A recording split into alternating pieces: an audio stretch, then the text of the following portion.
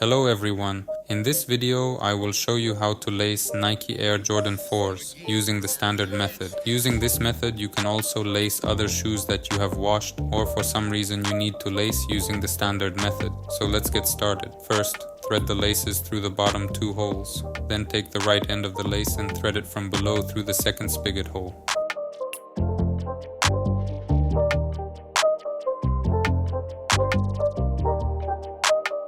Now take the left lace and thread it from below through the second right hole.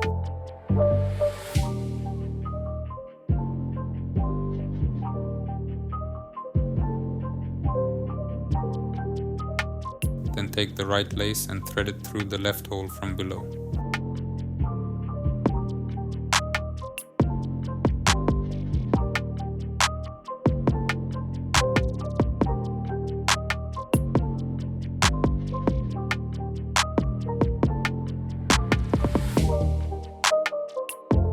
Now take the left end of the lace and thread it through the hole on the right. Continue lacing to the end.